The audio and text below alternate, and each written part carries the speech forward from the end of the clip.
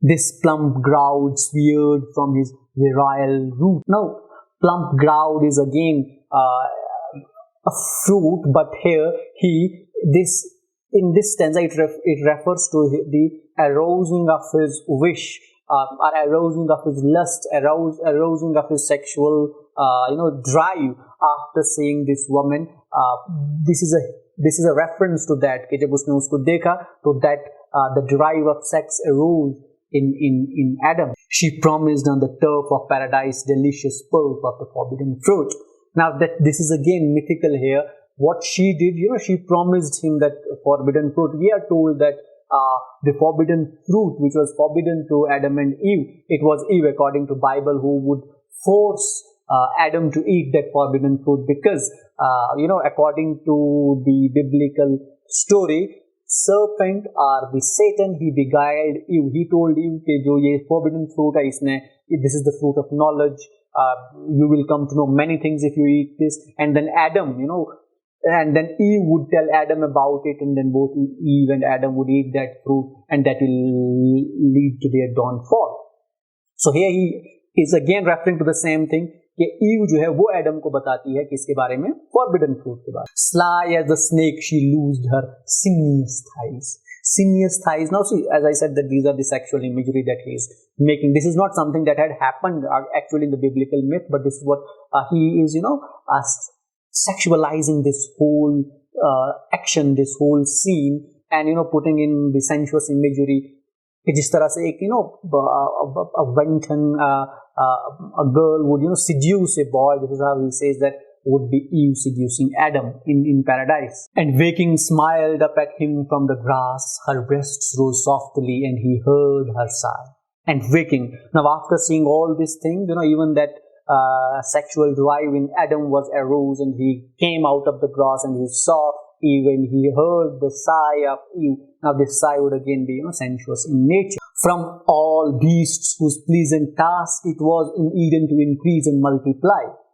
There were other creations at that point of time in Eden whose purpose was to multiply. That is, say for example animals and other creations who were already aware about the process of reproduction, about the sexual act.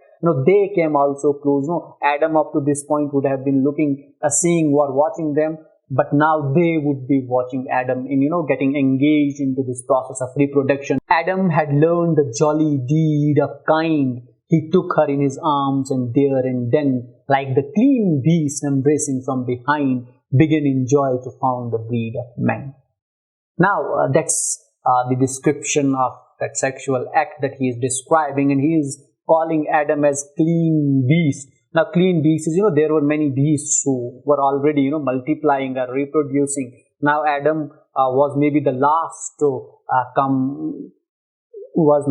follow this act. Now, as he does, he's a clean beast because he's a human being, he's not a beast. But he found that joy in this deed, so he gets engaged with Eve in multiplying human beings or in this act of reproduction. Then from the spurt of seeds within her brook, her terrible and triumphant female cry, spit upward by the sexual lightning stroke, it was the beast now who stood watching by.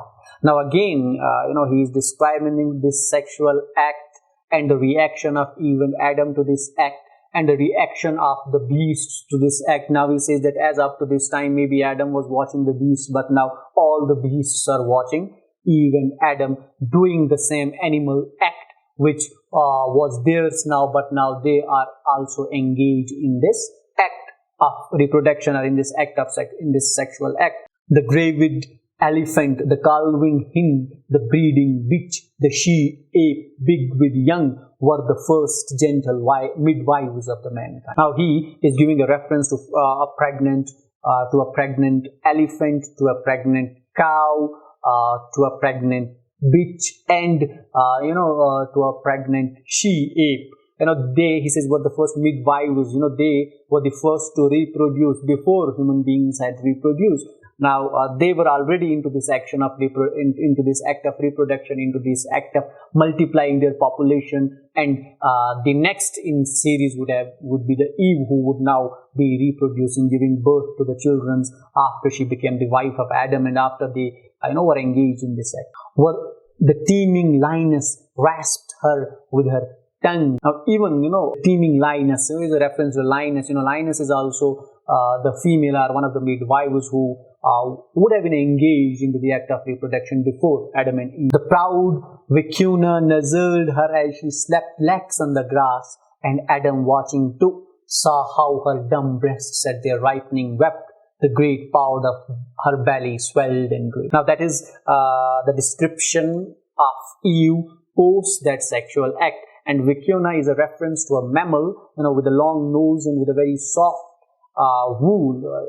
And he says that, as after this act, as Eve became pregnant, she was lying on the grass. So this Vicuna would come and she touched her. And Adam would be watching, the change in the physical appearance of Eve as, she became pregnant, and her belly would swallow, and she would be having babies in her womb. Now that is a change in the physical state or nature of Eve, which was being watched by Adam closely post their engagement in the sexual act, and saw its water break, and saw in fear its swacking muscles in the act of birth. Between her legs a pygmy face appeared, and the first murderer lay upon the earth. And the last stanza of this poem is the accomplishment of this whole process, and here the imagery is about Eve giving birth to her first baby or to her first offsprings. And it's not very difficult to understand. You just understand it as a lady, as a woman, as a mother giving birth to a child, and this is what he is describing here. But what is important in this whole stanza is the first murderer lay upon the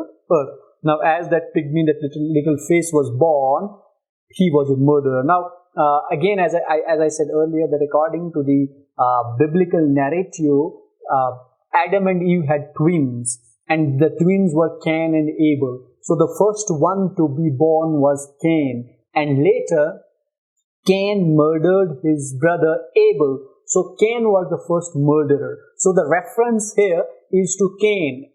So that completes this poem, and that completes the narrative, and that is what Imperial Adam was all about. It was about the creation of Adam, it was about the creation of Eve, and it was about the process of reproduction which began after they were thrown out of the paradise onto the earth, and it was about the birth of Cain and Abel. Cain, who would be later murdering his own brother Abel, is referred to in this poem as the first murderer lay upon the earth. Now this poem is full of sexual imagery in between, which at times is difficult to explain also, but I hope that I have done justice with this poem and have been able to explain the meaning of each verse and each line from the poem. That is all we have in today's lecture at your academy. We dealt with the poem Imperial Adam by A.D. Hope.